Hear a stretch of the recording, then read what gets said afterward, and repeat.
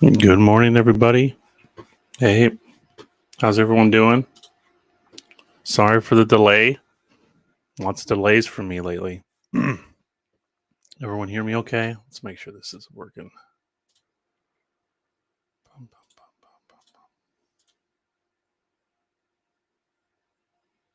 Doop, doop, doop, doop, doop. You hear me okay? Just getting all my stuff kind of lined up and ready. Sorry for the late start. As always, 2 days and late, of course.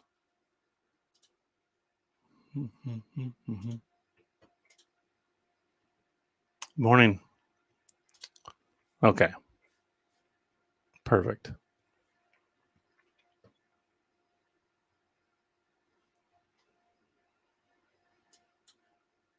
All right. So episode 2. As always with things like this, I underestimate my abilities to, or underestimate how much more I would end up actually wanting to try to fit into these little segments. An hour and a half, 2 hours goes by really fast, and um, so picking um, kind of a narrow window of things I want to cover has been a little harder than I thought it was going to be. But another thing I wanted to mention about this series um, is that I want to make sure people are sharing things. Obviously the reach isn't too big, but I want people that maybe aren't necessarily here live that watch us later down the road to reach out in the comments or send me an email, which is posted right on my YouTube with interesting things that you know that they know about in their home state or the states coming up. So next is going to be Oregon, my home state. That'll be next week, next Tuesday, hopefully. Um, they should all be on Tuesdays. That's the plan going forward. Perfect. Thank you, Sherry, and welcome everybody. Yeah, the whole point. Again, I kind of prefer doing lives, um, just because of my schedule, and I suck at editing. To be honest, it's not something I haven't invested any time in it, so I'm pretty new to it, and um, the things I'm able to create are not exciting to me at all. And the hours it takes to put together, an hour and a half, I just don't have.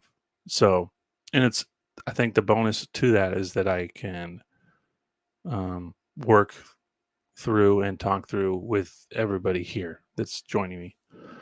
And I need to do a better job of doing that. So I think I'm going to slow down a little bit this time and talk to you guys while we work through this.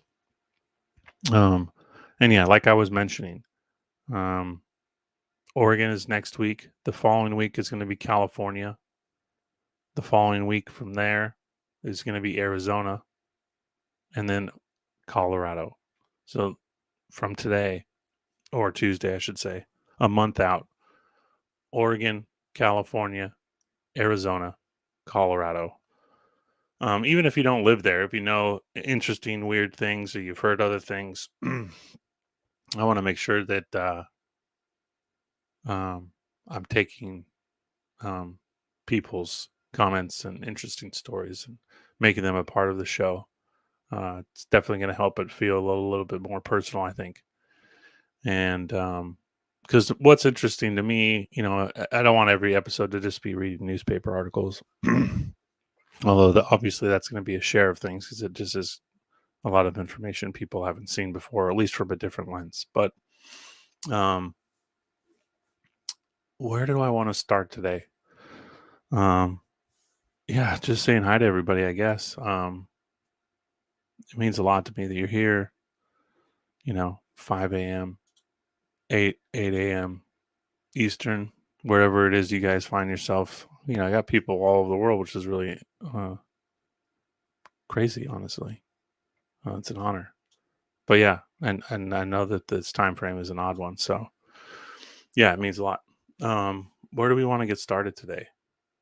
I think we're going to start off with a kind of a fun connection from last week's episode of Alaska. Let's get my screen share here going.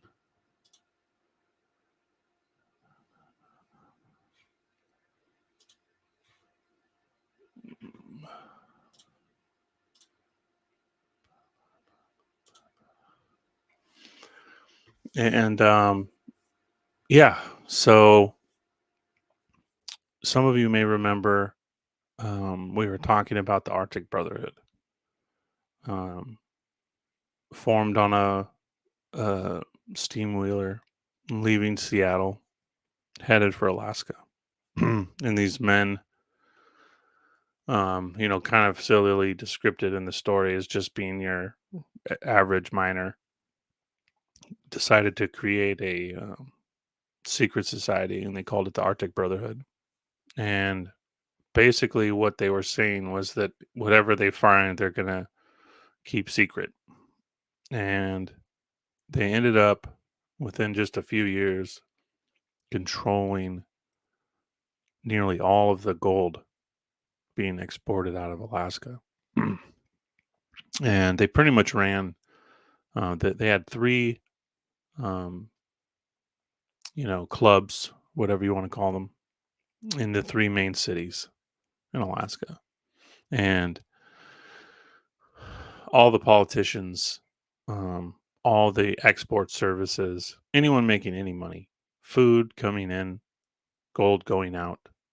It translated down the road to being more than just gold. Gold, obviously, Alaska um, is a pretty incredible place, full of an insane amount of geological wealth. And for those of you who haven't seen the first episode, um, you know, I recommend going back because man, Alaska has I only covered a tenth of the articles I've posted over the years on Alaska. Just picking some of my favorites, but you can see how insanely crazy it was. Just to recap a little bit, um, mountainsides washed away and entire Greek cities, pillars, marble pillars, the most advanced pottery, the incredible art washed away from the mountainsides, subterranean fires that created tropical paradises, more than one, um, giant living monsters, just like out of Jurassic Park, were running amok, and dukes from England were traveling all the way over here to, risk their lives to hunt this thing. And we only touched on this brotherhood a little bit, but believe it or not, pretty much all the big players left Alaska after making who knows how much money, but it was said that they reinvested their wealth. And the traceable wealth that I can find, as I mentioned in that episode, was they started investing in movie theaters, which is incredibly interesting, understanding the dynamic of that. And a lot of these men were crypto Jews or Sephardic Jews. And if you aren't familiar with that term, essentially Roman Catholics who were their families, whether you want to, in this time frame, everything's questionable. So I just want to say that too. These people may not even be real people. And they may just, as I've theorized before, be taking over previous settlements, previous industry. That's a big one. And I think the movie industry is a takeover as well. Some of the earliest theaters are Moorish. They look Moorish. Their name is Moore. The oldest theater in my home state, Oregon, which we'll talk about in the next episode, but it's a bridge. It's right on the Columbia River here. is is a Moorish movie theater in a tiny little town. Um, but yeah, so This fraternal organization was founded February 6, 1898 in Seattle, Washington by a group of 6 theater owners, including John Court, the first president, brothers John W. and Tim J. Considine, Harry H. L. Levitt, um, originally made up of those engaged in one way or another in the performing arts. The Eagles grew and claimed credit for establishing Mother's Day. That's a rabbit hole we won't get into just because we don't have time, but you should look into the history of Mother's Day. It's a weird one. It's interesting. And here's a big one, as well as the impetus for Social Security. And the lodges were known as Aries. So the Social Security stuff is incredibly interesting when you look at the foundings of it. How and essentially there's a corporate version of yourself that's established at birth, and it originally um, was denoted as a bank account or a bank card. But yeah, so these people are um, quite a deep history, and I showed on the last episode some of their members. Let's see if it's going to be easy to show here. Yeah, so the original building, or the first building in the lower 48, was in Seattle. Obviously, their first 3 were in Alaska, but they don't list those, which is interesting. The Arctic Brotherhood is kind of a secret part of their whole organization. Not many people even know about the Arctic Brotherhood, but we're gonna jump into the next segment here, talking about the Alaska Pacific Exposition and why that's related. Didn't the eugenics groups flourish in the Pacific? They did. Yes, but that was later down the road. But there were some German influence here, especially in Seattle.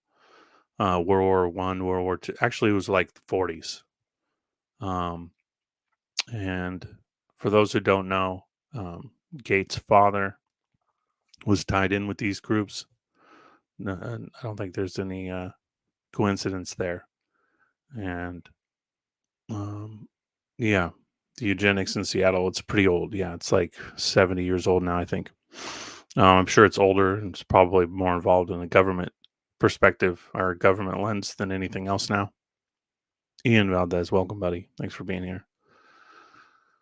But yeah, so you can see the notables here, and I think one of the most important ones that we're going to be relating over the next few states, California, Arizona, Colorado, is going to be Theodore Roosevelt. This guy's everywhere, and not only was he traveling the world hunting pygmies and giants and all kinds of crazy prehistoric reset animals. He was repurposing and putting money into some insane waterworks. His canal, dam, railroad work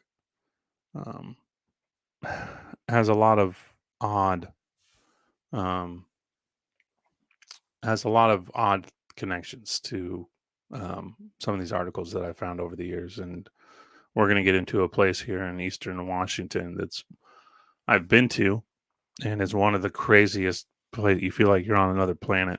And yeah, he was all involved in the damming of the Columbia River and the Grand Coulee project, and just like he was in Arizona, which is a really interesting dam project as well.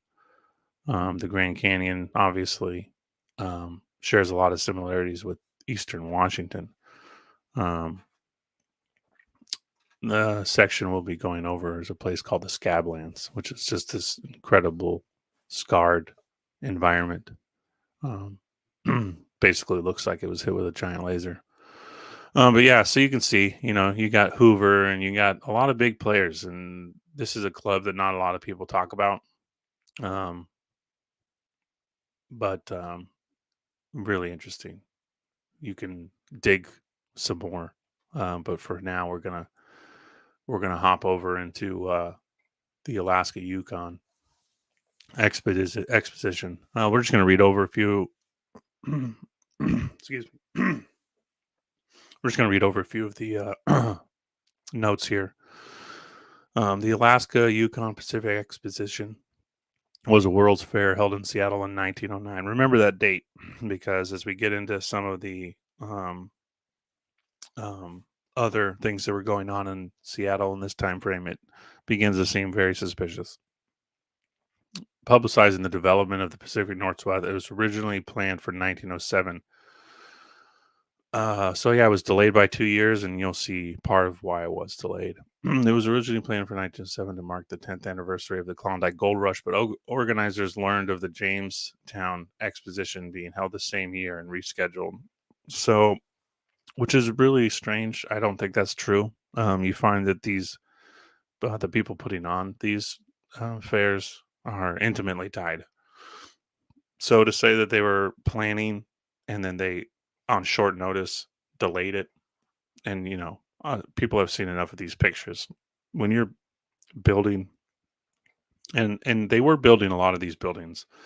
That's kind of a misnomer people find, is that these buildings were all here and they were just kind of repurposed. I mean, there's certainly some examples of this, yes, but um, I have a really good actual physical copy of a book that was published on this exposition, and they have a ton of amazing construction photos.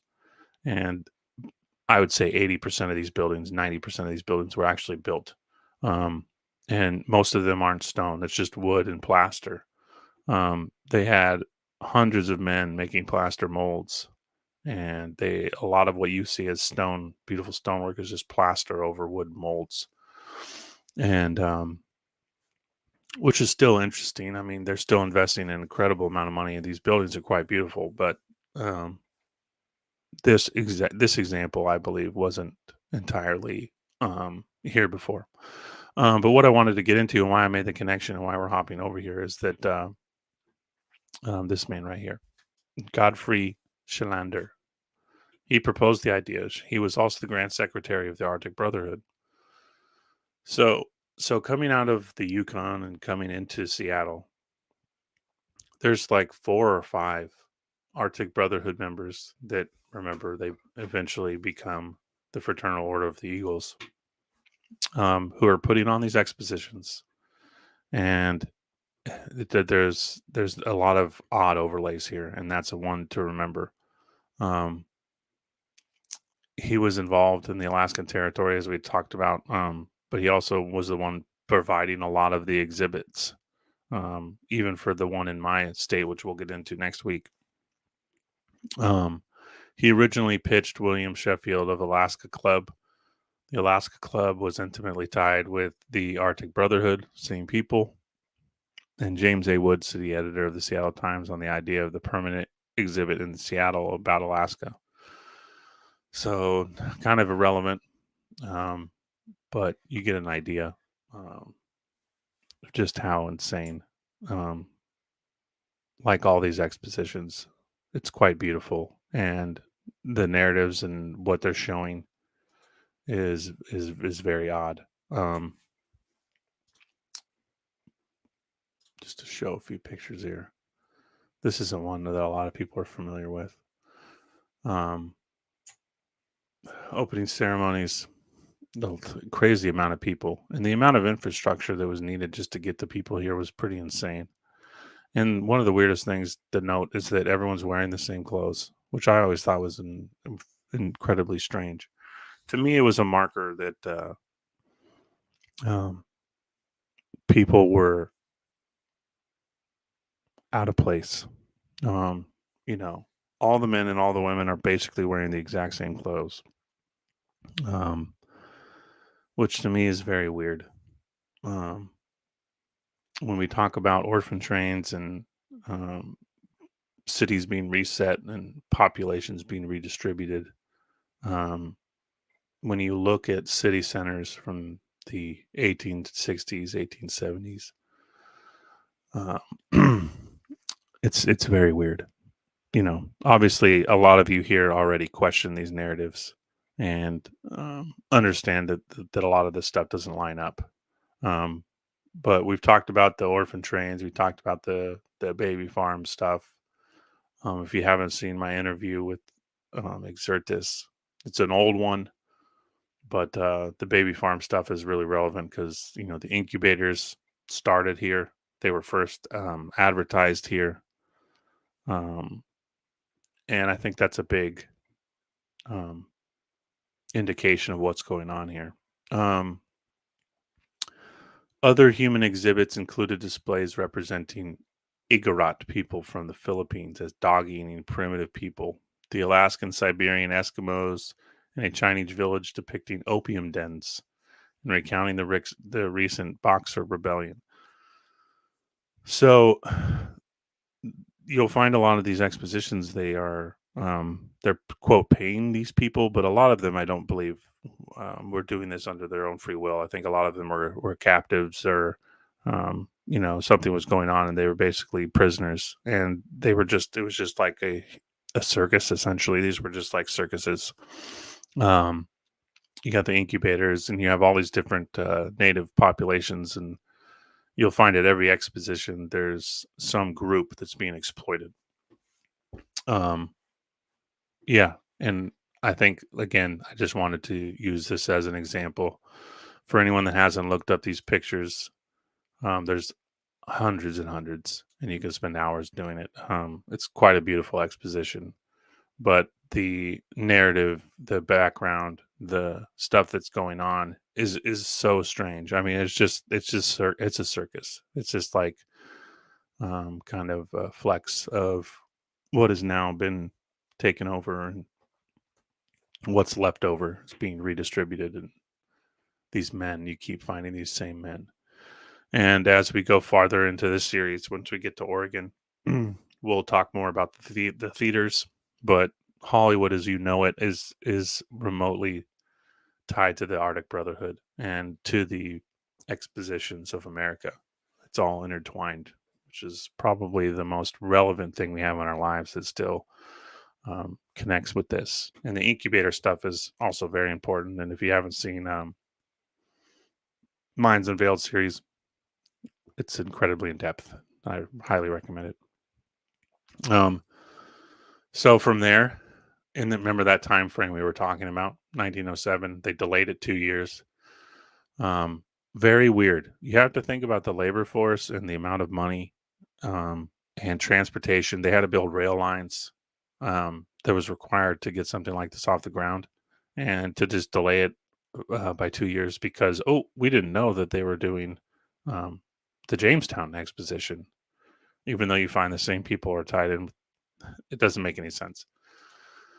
So something else that we want to work into the same time frame, right? We're going to talk about the regrading in Seattle. So if you're not familiar with this, um, between 1897, now the years are really vague. Every source has a bit of a different time frame for this. So I'm just going to kind of generalize what I think is probably the more appropriate time frames, but I would say 1900 through 1909.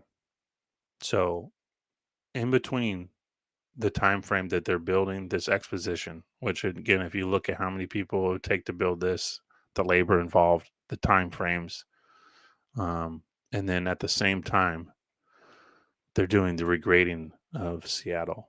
So hopefully you guys can see this picture. I don't know if I can make this bigger. That'll help. Perfect. All right. Look at this. Look at this image, you guys.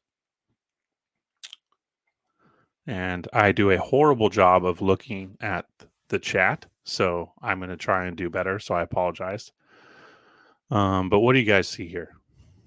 And I hope that I know it's a bad image for me too. It's 120 years old image, but you can see some ghetto train tracks with a steam train here at the bottom. You can see a 15, 12. I don't know how far it goes down, but a rather large building that it's either new construction or they're renovating. And then you see about, oh, I don't know, 8 stories of a hillside here and mounds, mud flood, a lot of dirt, a lot of antennas. Yeah, so the antennas I think are new construction or remodeling. It's hard to know for sure. You got the older style antennas here in the background, but yeah. So we're gonna get into this. This is gonna be a big part of what we talk about today because it's probably one of the craziest examples of repopulating, repurposing, digging out that you're gonna see. Now, the narrative with this is they use the term regrading. Well, you can use that term and follow it across the late 1800s and early 1900s all across America, and they're digging out cities. What they're saying is they're regrading. They're taking the soil, making a level area so it's more suitable for building and for people and transportation. But that all is insanely ridiculous. The amount of labor they invested in this, and it went on for years and years.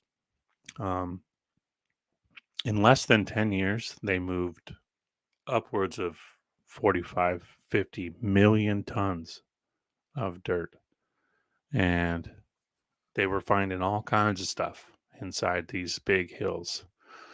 They were regularly finding bodies of Indians, again, quote, Indians, um, not mounds like we're used to in the Mississippi Valley, but far more rudely constructed, often folded up and put in wooden boxes, but still some form of burial. And just like um, hydro mining, using giant water jets, that's what they were doing here for the most part. But I'm just going to read this caption here, and we'll keep going farther here into some of these pictures, and it's gonna blow your mind if you're not familiar with the regrading in Seattle. Um, it's happened in dozens of cities across America, and it's not very well known. But yeah, so the topography of Seattle was radically altered by a series of regrades. It was up to 10 from what I've been able to find, up to 10 of these different regrades going on, some overlapping times, some at completely different times. In the city's first century of urban development.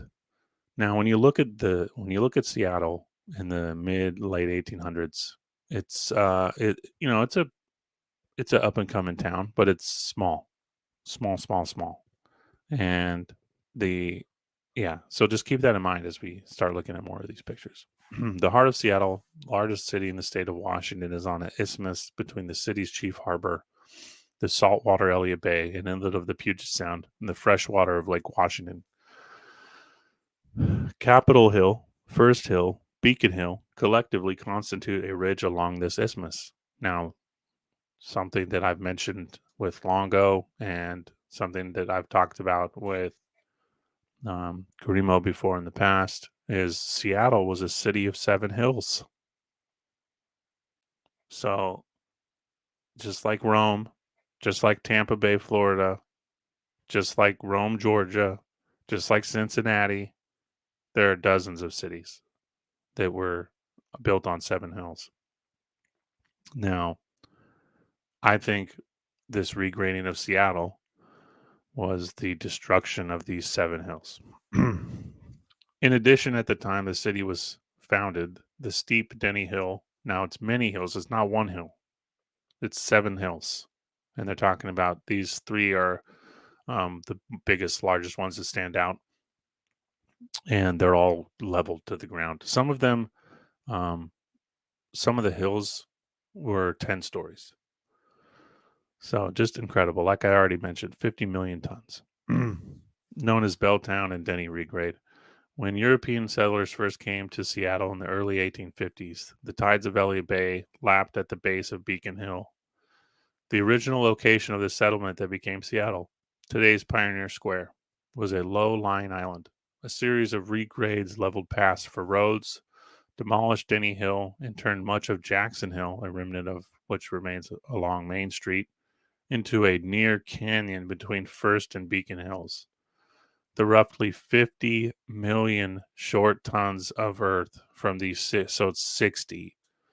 So from what I understood, it was 7 hills that were taken, and then there were 3 segments of Denny Hill. So, but 60. So maybe that's just 60 individual projects, but over the same amount of area. Provided landfill for the city's waterfront in the industrial commercial neighborhood now known as Soto, and built Harbor Island, at the time the largest man-made island in the world. So we'll take a look at Harbor Island really quick. Nothing crazy, just a huge industry, but still very interesting. Seattle's first 58 regrades consisted largely of cutting the tops off high places and dumping the dirt into low places and onto the beach. The most dramatic result of this was along the former beach, filling the land that constitutes today's central waterfront. Today's Western Avenue and Alaska Way lie on this landfill. These informal regrades came to an end around 1900. Later regrades typically required changes to areas that had already undergone some development. So, like I had mentioned, so in 1900, they had just been taking the tops off the hills. Now, from 1900 till 1909, I believe, is when they started some of these really crazy ones. And I'm just going to go show some pictures here. Here's a before and after. You can see one of these really amazing buildings here, on top of the hill. And you'll find so many anomalies in these pictures where you can see obviously stone um, foundations. This building has a ton of it. There's a lot of wood in Seattle, but there's a lot of stone. And any of the stone buildings, as hopefully we'll see better quality images as we go along here. I have a few on my feed, but Twitter could be pretty annoying to pull pictures from. But yeah, I mean, this doesn't even do it justice. I mean, you saw in that first picture I showed, just to give an example.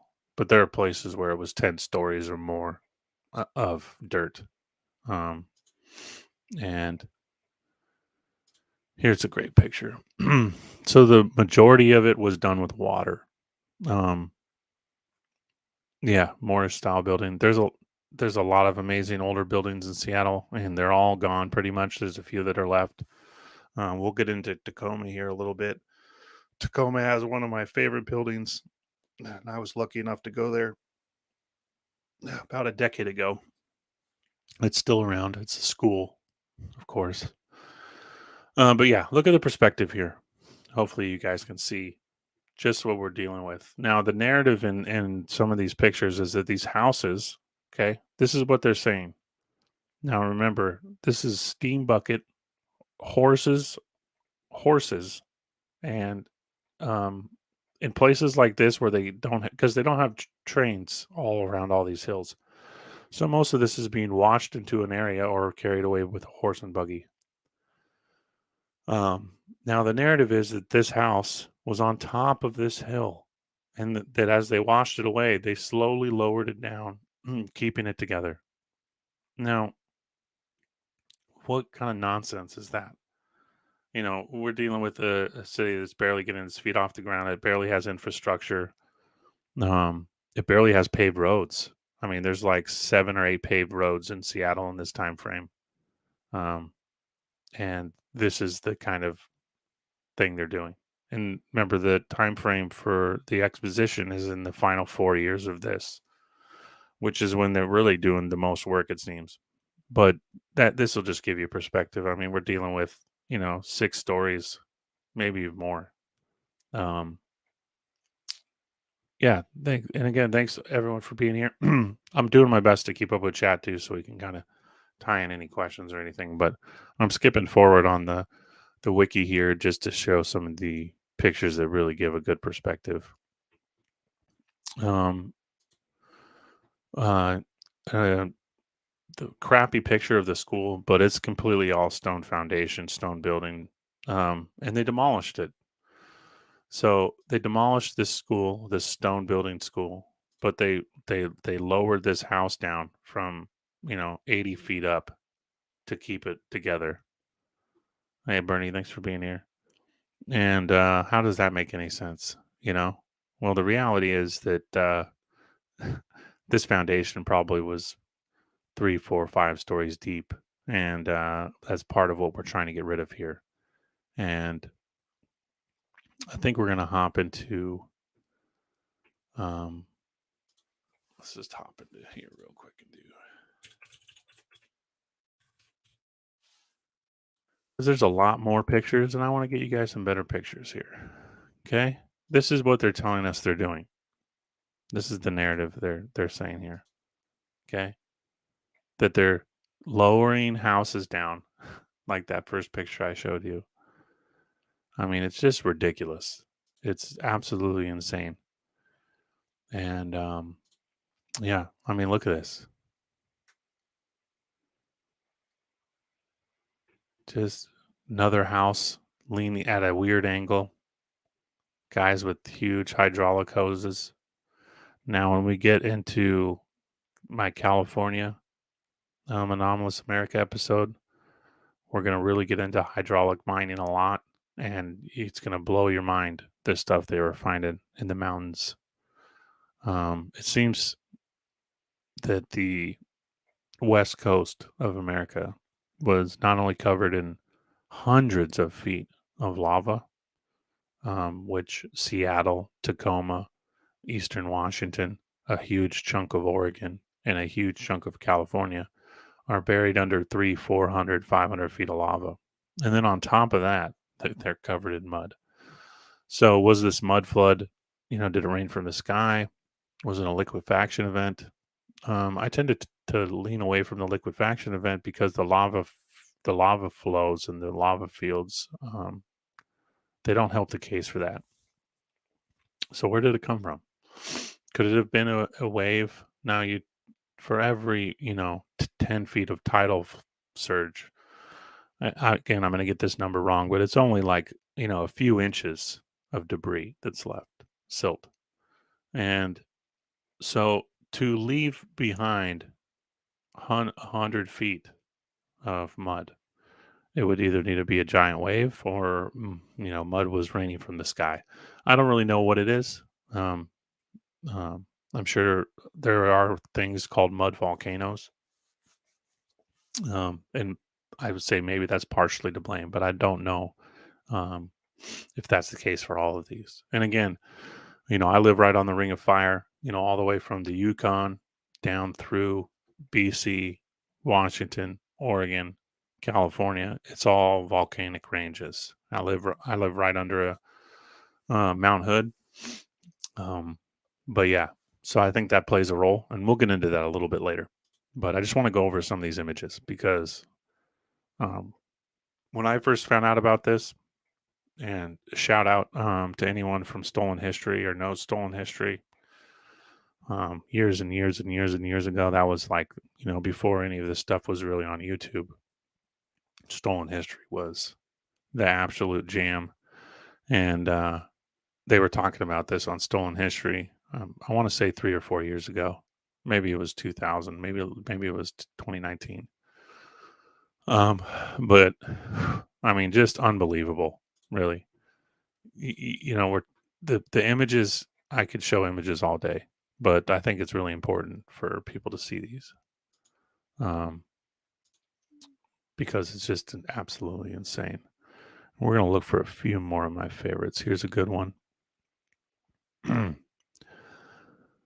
Just insane. I mean, houses up on these hills, and the narrative is that this whole hill gets destroyed. This whole hill's gone. So these houses all got lowered down, as I showed you. That's what the narrative is. As the hill went away, they lowered the house down. I mean, that just seems so stupid to me. Um, Obviously, I think there was a lot going on in the 1800s, and the West Coast um, was was the last frontier, so called. Um, because the manpower and getting, again, the orphan train stuff connects a lot of dots here when you realize a lot of the early industry on the West Coast. The gold rush was a repopulation tactic. When you look at the populations and how they were obviously forcibly moving people. They had been using slave labor in California for over 100 years.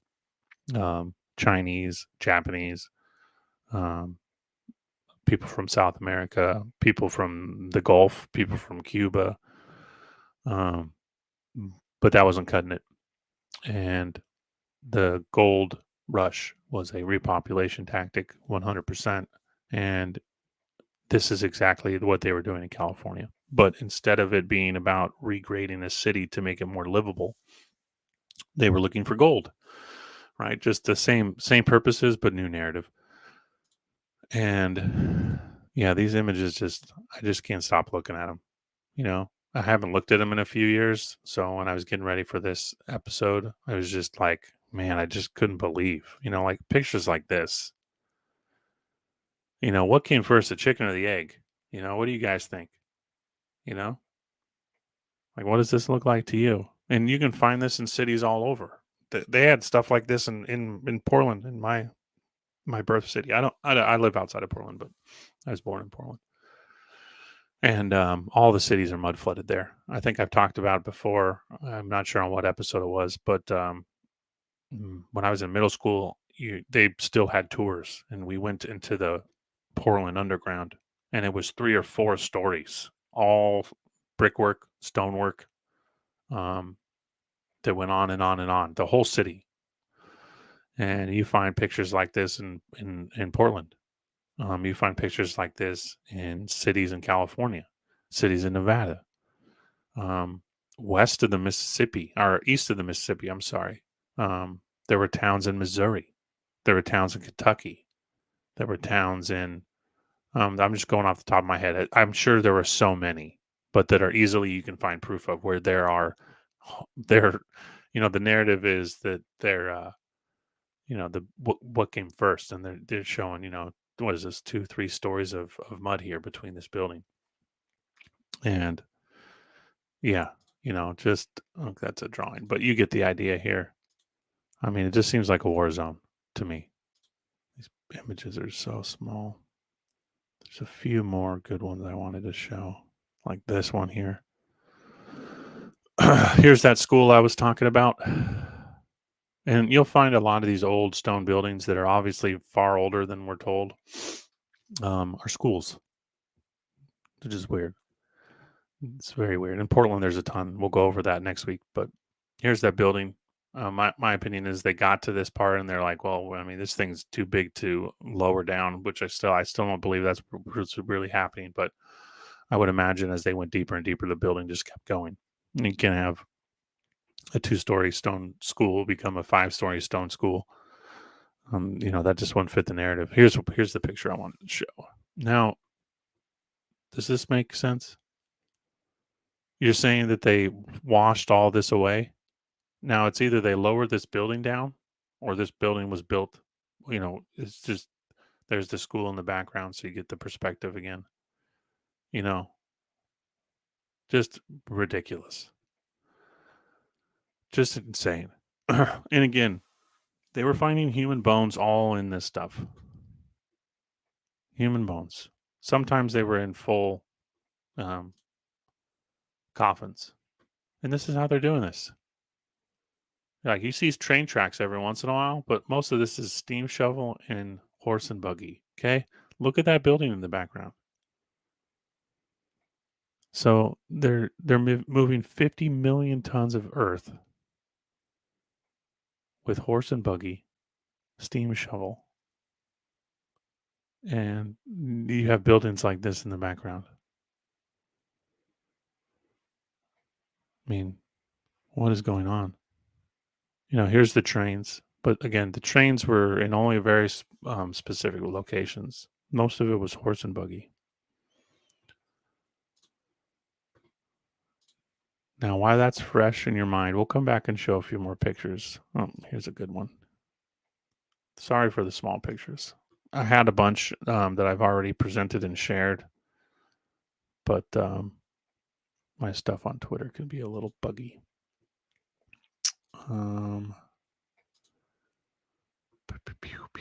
Oh, that's right. I did it with. Here we go. So we're going to. I want to swap over, and we're going to go into some articles now, and keep those pictures that I showed you fresh in your mind.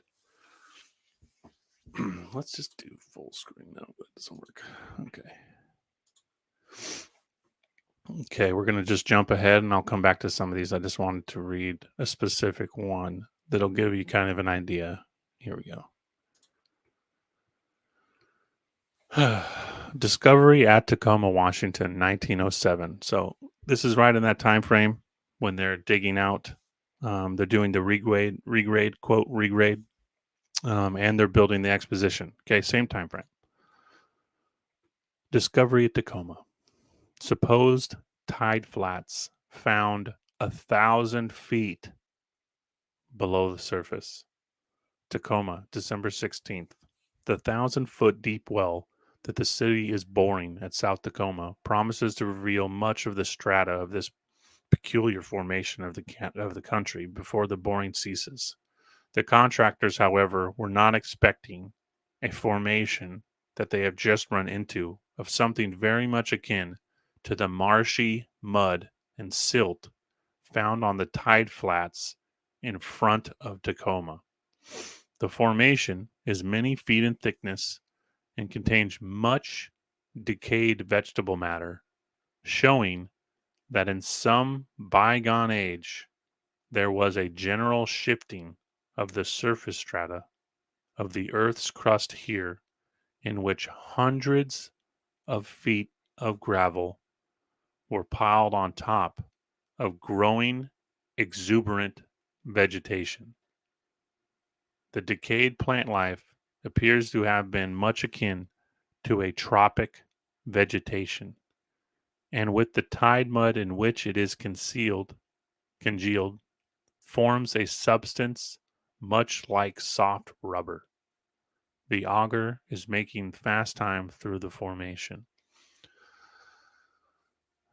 So, they're digging a deep well. 1,000 feet down, they find another beach. Hundreds of feet of gravel built on top of another beach where tropical vegetation was growing. Okay. So when we go back and we look at those pictures I was just showing you,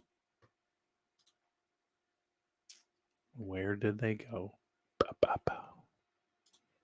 So annoying. I apologize. I'm incredibly clumsy with all this. Boop, boop, boop. There it is.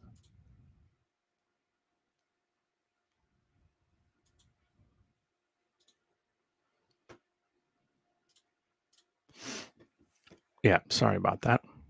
But yeah, so when we go back and we're looking at pictures of these regrades, right? And you keep in mind that article that I just shared with you, right? We're looking at about, I mean, this is a rough estimate, but I'd say about 10 stories and in some places 12 stories, But in that article, they dug down 1,000 feet and found another beach in Tacoma covered in tropical vegetation. Now, if you watched my first episode of the Alaska series, we talked about the tropical coral that was found all over the coast of Alaska. Right off the coast of Alaska in several places, you can find tropical coral. It's been petrified or is dead. But we're dealing with the realm that we inhabit was tropical. Alaska, all over, and kind of reconstructing some kind of event that not only could cover a city like this, but covered Tacoma in 1,000 feet of debris. Yeah. How? what happened. Um, but yeah, so now we're gonna move kind of away from this area a little bit. Actually, I want to show you. I want to show you.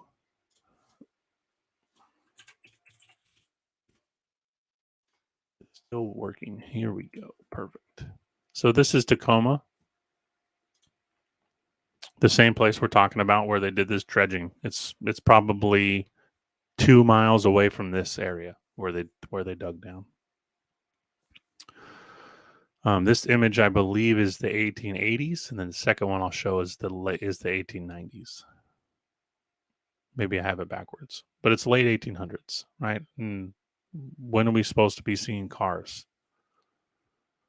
Look at this building in the background. And Teddy Roosevelt visited this building and gave a speech in this stadium. Um, this building is still around. Yeah, that's a high school. Yes, it is. Um, the foundation of this building goes 6 or 7 stories down. And there used to be a video on YouTube, but it's been removed. People attending the school were 4 or 5 stories down. And this whole this school was in a movie. Can't remember the name of the movie. But this place is insane, and everything around here is stone.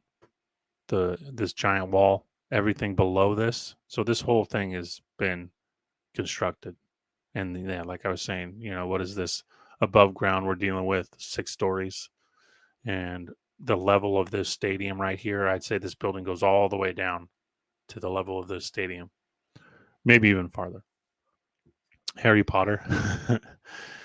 Yeah. But yeah, so this building's still around, which is crazy.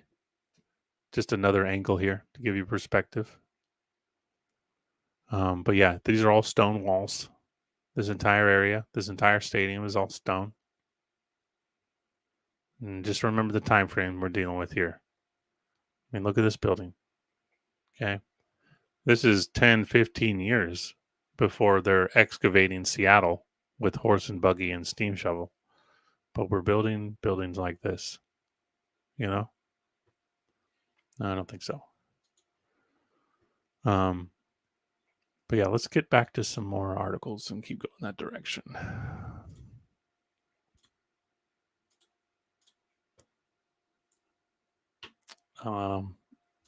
What do you guys think so far? How many of you had heard about the Denny regrade or the regrading of Seattle?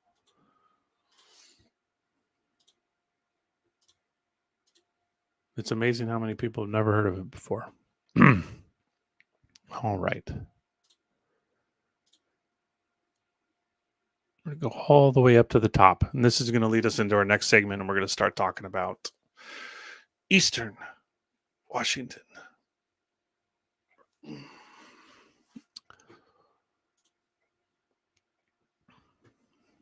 This one's called A Great Western Lake. Now, it's about a lake in Washington, but it's from an Arizona newspaper, 1894. A great western lake. Legends make it the home of a monstrous sea serpent. It is 12 miles long, and no one has ever sounded its bottom. Situated in a deep canyon in Palouse County, Washington.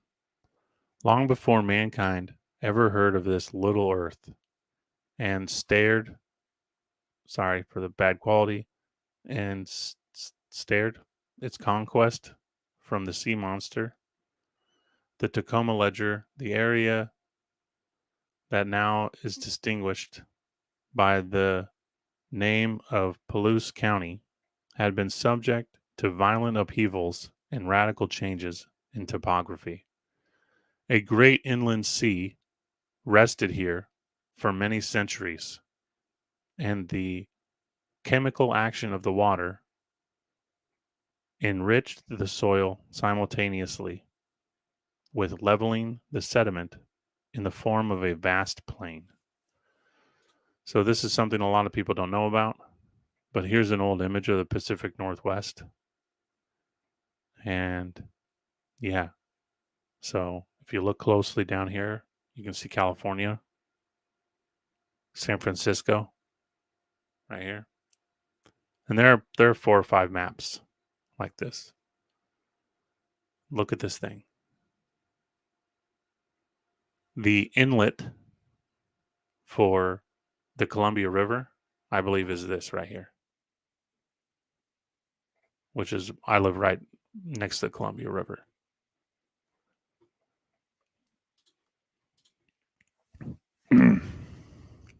The rushing flood, raised, I got a little ahead of myself there, leveling the sediment in the form of a vast plain. Internal convulsions, whether from volcanic action or from shrinkage of the planet, consequent upon the cooling process then going on, perhaps both combined, raised the submerged plain high and dry with a steep decline to the westward.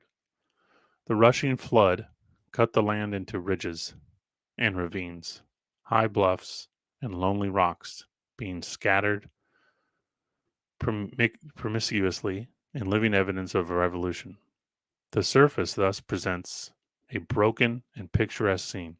Chief among the wonderful products of these prehistoric convulsions and deluges is a canyon over in the northwestern part of Whitman County, containing Rock Lake, a sheet of water 12 miles long by about 100 rods wide, bordered by cliffs ascending perpendicularly to heights of 1,700 to 1,200 feet.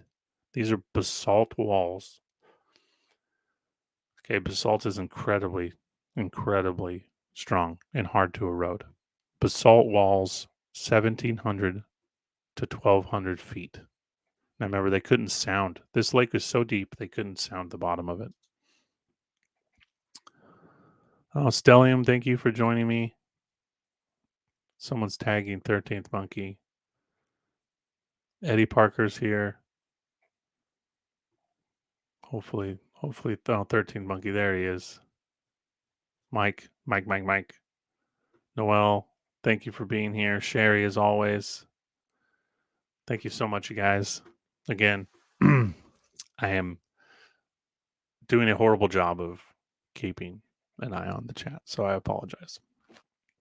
The canyon of Rock Lake runs east to west. It is a deep hole in the plateau of solid rock, and the bottom has never been sounded by man. The eastward extremity falls abruptly from the bed of a small creek down and down 500 feet over a cascade, down another plunge of 600 feet, and finally off over a second cascade 300 feet to the bottom. Above, the land rolls away in small heaps of stone and barren slopes for 5 miles on either side. Down at the bottom is a valley, 1 by 3 miles in extent and covered with the prettiest coat of tropical foliage to be found anywhere. The climate in this declivity is as tropical and delightful as that which gives Hawaii an envied fame all the world over. The temperature seldom falls below 60 degrees Fahrenheit and rarely goes above 90. The cold of winter is seemingly unable to reach the level of the valley owing to the internal warmth naturally belonging to the hole so deep. The heat of summer is tempered by the cooling influences of the lake adjoining. The westward end of the little Garden of Eden jumps abruptly over a precipice 100 feet into Rock Lake, and the western end of the lake, 1,200 miles farther, finds an outlet through a narrow passage between hills sloping sharply, soon breaking into dismembered pyramids of basalt rock. Pyramids of basalt rock. The surface of Rock Lake is much above sea level, and the unfathomable depth of the water, clear and crystal, connected with weird surroundings, affords a theme for philosophic meditation, not surpassed by the sublime regardless of the Alps. An Indian legend of this remarkable lake makes it the home of a monstrous sea serpent. The remnants of the Red tribe, which used to frequent its shores, tell their white neighbors that no Indian can venture into the water, either for a bath or a pleasure trip in a canoe, without being swallowed whole by the hideous reptile. And to this day, the Aborigines look upon Rock Lake with the same apprehension that an old-time Orthodox ponders over the terrors of purgatory. Their legend declares that an entire tribe was lashed to destruction and eaten not many centuries ago, all to satisfy the greed of the very monster. At another time during the outbreaks, quelled by Colonel Steptoe in 1853, a band of noble redmen, in their efforts to escape the vigilance of Uncle Sam's bluecoats, tried to conceal themselves above the lake in the little paradise, but were overtaken by the great fish. The legend avows and sent to eternity. Now, I know that sounds, a bit fantasy driven, but what I've hypothesized is that as they're describing a great inland sea that was removed or destroyed by some great cataclysm. Now, when we're looking at Seattle, and and they're digging out 100 plus feet of mud and earth, and as I just showed you in the article about the digging of the well in Tacoma, they found a tropical beach 1,000 feet below the surface. I think an event, as described in this article, some great cataclysm. Um, sorry,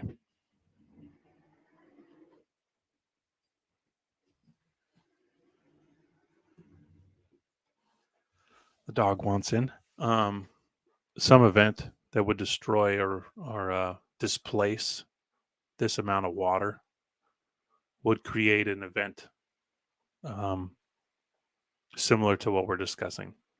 Now, you imagine some kind of upheaval or land rising out of the center of this and displacing, millions or billions of gallons of water, overnight. What that would do to a region. Sophie, come on. And I think that's the event we're dealing with. Now, you'll find today that geologists want to put this event, younger Dryas. And I just don't think that's the case. I think we can put this event, 1700s, maybe slightly earlier. And yeah, that's going to connect to our next part we're going to start talking about. I wanted to segment into, I want to read a little bit of this book. It's called The Rocks Don't Lie. A geologist investigates Noah's flood. So this guy, you guys can look this book up. It's an amazing book. David Montgomery. Without really knowing it, at least he doesn't cite it. Here's an older map showing that same inland sea. And shout out 13th Monkey. Oh, what the flock. Good to see you, man. Paul. Love Paul. Anytime people hear me talking about, public spheres, cult symbolism, Janus, Paul's my guy, I talked a lot about Janus and Saturn and those things on the old Radio Tartary. And there just wasn't anybody else at the time. And it's kind of been a good building of a friendship with Paul. So, Paul, thanks for being here. But yeah, so this author here, without citing any of these maps, he may be aware of them, but he doesn't talk about them. But basically, his book says that Noah's flood, um, perhaps it wasn't just a worldwide event, and perhaps it was more localized. And this book goes on to talk about his evidence pertains mostly to Eastern Washington. But I have to agree with him. There may have been a entire realm flooding. I'm definitely not opposed to that. But I think there were several subsequent or prior floods that happened in a more localized area. And yeah, I think this story of the reptile, you find a lot of this, like Loch Ness.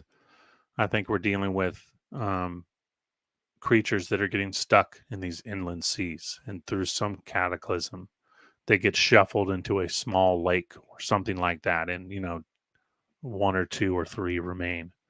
And over the years, they just dwindle. And Um, yeah, someday I'll do a whole series just on um, huge ancient reptiles, to help people have a little bit more of a background as to what it is that I do when it comes to these articles. But the giant reptile sea serpent stuff, man, I have 100, easily 100, about giant sea serpents, giant um, monsters in the ocean. When you see those old maps, you know, the ones with the monsters in the ocean. I don't think that's, people would say that that was a way of like scaring people away from going to their trade lands or something like that. I don't agree with that at all. I think they're really 100% were giant creatures in the ocean, and through events they get stuck farther inland, and that's a good representation of it. um, we might as well read this one because it doesn't really connect to anything. And before I move on, I won't get time to read it. So I'm just going to run through this one really quick. Weird sight seen in cave in Washington, just so I cover kind of a gamut, because we could just talk about the regrading of Seattle for this whole show. And I'm sure it'd be plenty of interesting material. But I kind of just want to dabble on a few other things before we get to Eastern Washington, and a place that I've been to many times and I think is one of the most amazing places in the world. Weird sight seen in a cave in Washington, California, 1913. Seattle, Washington, September 29th. John M. Gilmore and Robert Reed, woodsmen, came to Seattle to report they discovered the discovery of a gigantic cave in the heart of the Olympic Mountains in the northwest part of the state. They described the cave as being about 20 miles long and half a mile wide in places. The woodsmen were cutting or measuring standing timber when they found the entrance to the cave on the south side of a small mountain. They said they are the first white persons to enter the cave, although there are numerous human skulls and bones in one room near the south entrance. The entrance is high enough to permit a man to walk in direct. Once inside, Gilmore and Reed found themselves in a room studded with stalactites, 10 to 20 feet, protruding from the sides of the walls. 50 feet farther, the low room spread out into a court and another larger room with a high ceiling over the floor, and under the flat rocks ran myriads of lizards and snakes. Hurrying through this cavern, Gilmore and Reed holding hands for mutual aid to assure each other confidence. I'd be holding my friend's hand in this weird cave too. You imagine? 20 miles, snakes, reptiles. Entered a wonderful rotunda with a dome and walls of white silica or lime rock. They estimated the length of this room to be close to 1,000 feet and from 2,000 to 3,000 feet wide. I mean, just think about that in acres, you guys. This thing is absolutely massive. 1,000 feet, okay? 2,000, 3,000 feet wide. The ceiling ranges from 60 to 100 feet on the sides to several hundred feet in the domed center. Sounds like they're standing in a building. Following the general trend, and again, I know that's a stretch, but I have so many cave articles where they're literally saying they're standing inside of stone hewn construction, whether it was carved, which I've talked about with stellium. Check out that episode if you haven't seen it. Whether they're carving out giant tree stumps, or they're in a limestone, which, basalt, limestone and basalt, they petrify a tree and you find it turns into limestone and basalt in a lot of places. Were we living in trees? I think that's definitely possible. Anyway, sorry.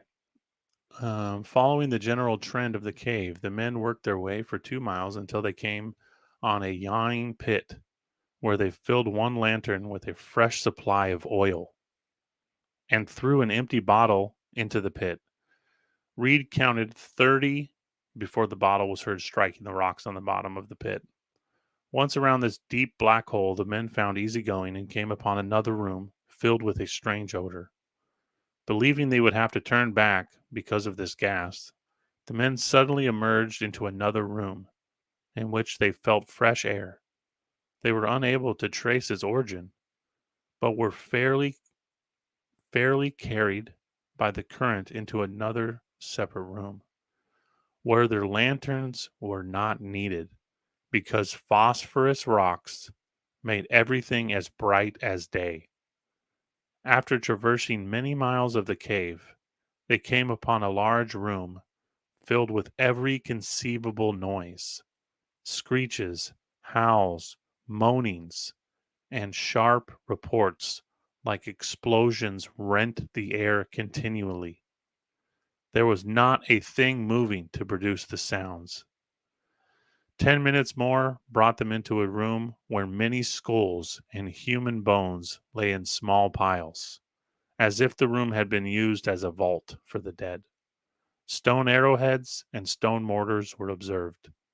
Hand in hand, the two men hurried along, and after more than 14 hours, came upon a straight, low arched passageway and saw daylight through a hole.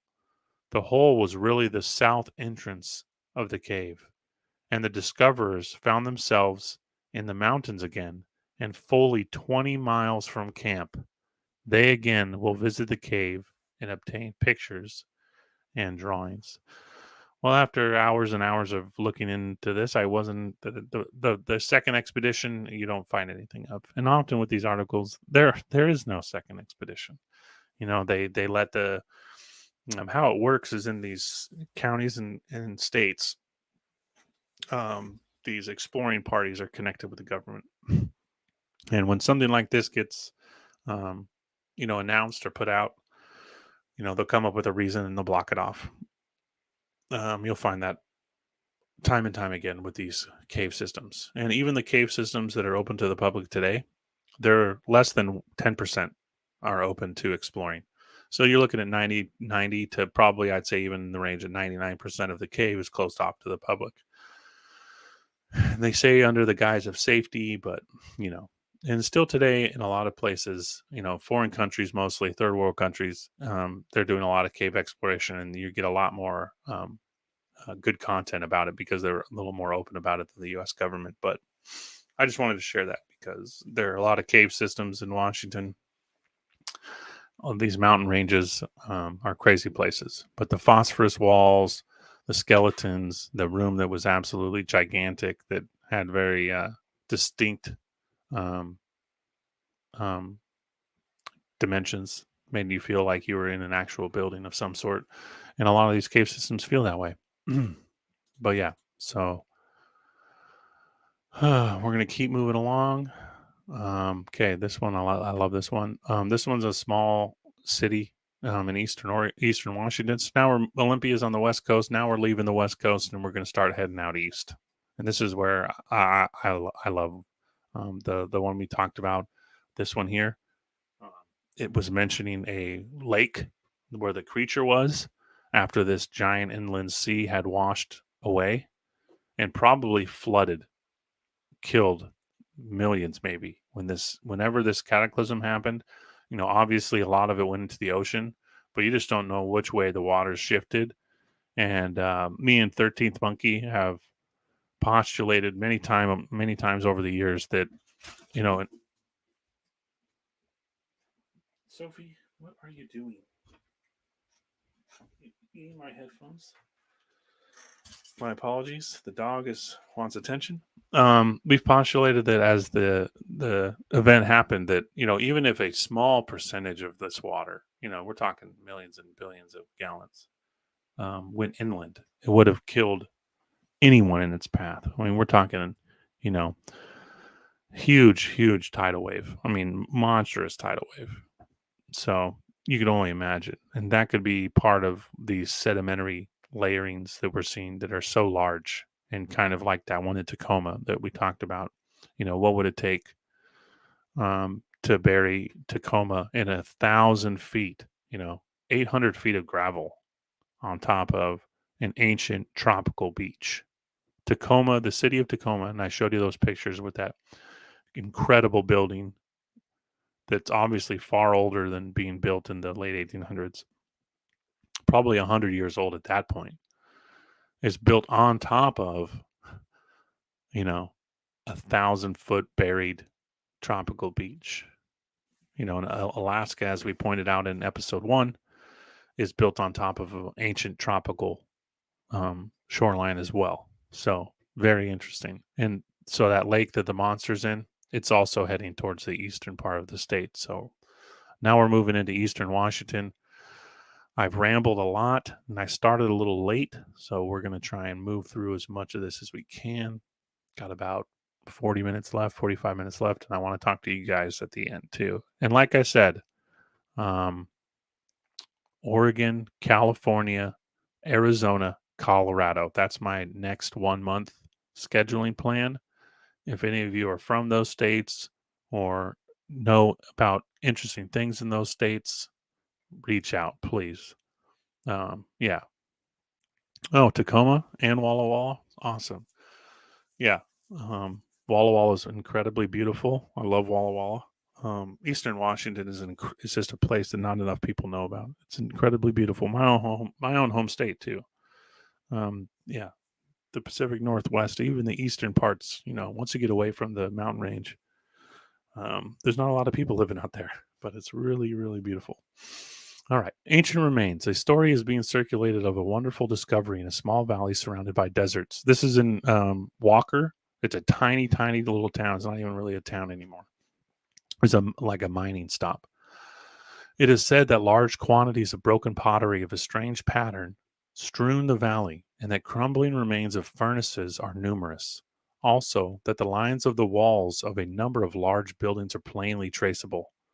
Not satisfied with all these wonderful things, the discoverers of this wonderful valley dug among the runs till they brought to light a number of earthen jars or vases filled with gold and silver coins, bearing strange devices and of square and oblong shape. The hills in the neighborhood are said to be full of shafts and tunnels, while along their sides are walls and excavation markings the course of the road. We would not advise people to stampede to this ancient mining camp for the purpose of digging up crocks of gold. There is doubtless about the same foundation for this story as there was of the wonderful bridge said to have been discovered on East Walker. So I looked into the wonderful bridge story, and supposedly there was an ancient bridge. So Walker is on a river. I want to say Snake River, but I may have that wrong, so I apologize. Um, and I was able to find not an actual full article, but just someone mentioning that in 1859, miners had found a prehistoric bridge covering the span of the Snake River. And the Snake River is not small. And they said that the bridge looked as if it was hundreds of years old, made of hewn stone. And, you can just imagine 1859, right? Not a lot going on in Eastern Washington. I mean, it's not even a state yet. It's a territory. Getting an idea of how many people are living in that area is pretty much impossible to tell, but it's minuscule. And finding a prehistoric bridge made of hewn stone that looked hundreds of years old in 1859, right near the location where these people find stone, traceable roads, stone buildings, foundations of stone walls.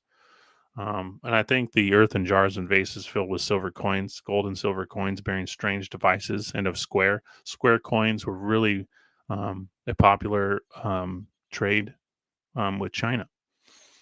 China traded a lot of square coins.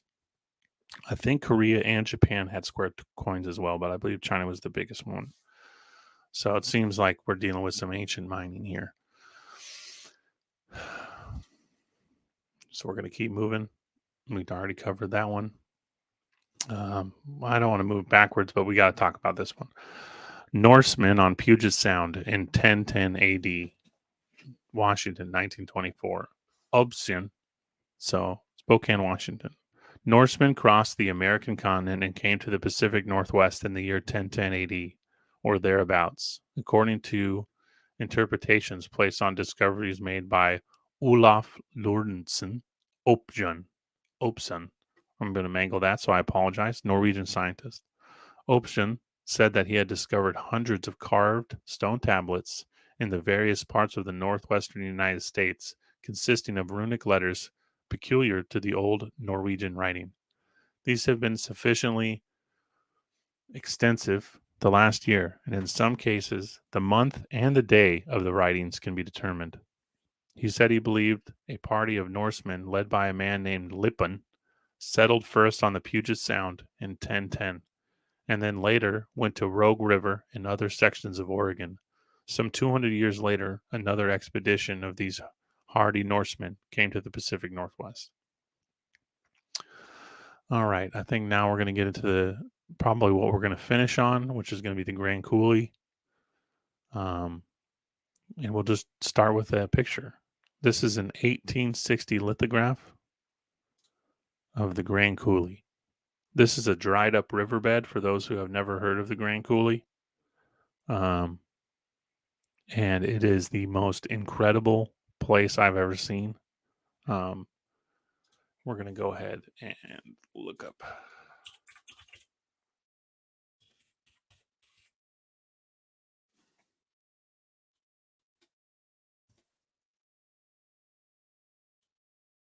We're going to look up this place real quick. So here's the dam. When constructed, it was the largest concrete dam in the world. Here's the river system. Columbia River, which I live right next to.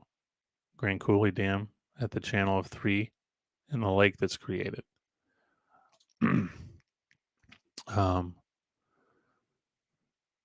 The Grand Coulee from the original image. And see if I can find the image I'm looking for here. Before they built this dam, there was a dry river basin.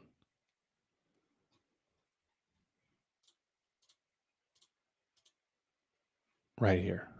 This is what it looked like before they filled it. And it was the largest waterfall in the world. And the math is shaky. It says anywhere from 5 times the Mississippi to 500 times the Mississippi amount of water. Old dams to hide the old. Exactly. 13th Monkey knows exactly where I'm going with this. Now, we mentioned Roosevelt. Roosevelt was exploring a lot of these parts of America where the information we have about them is really shaky, or it seems to coalesce with a time frame of things that are quite weird. And shout out Mr. Michelle Gibson, who hopefully one day I can sit down and have a chat with. But she lightly touches on the Grand Coulee, and she has made connections that I have been making for years, and I completely agree with that. A lot of these dams and canals and these water systems are very ancient. Now they were either repurposing, rebuilding, or covering up what was already here. And yeah, this place is just absolutely insane. We're gonna look here at an old map someone made, and here's the dam. Apologize for the quality, but this will give you a good synopsis. Here's the dam, and you could see this canyon that was here. At places, it's a mile wide and 1,000 to 1,200 feet deep. So this canyon is absolutely monumental. And like I said, that when the water level was higher, this canyon was a one giant big waterfall. Basically, this whole northern section of it.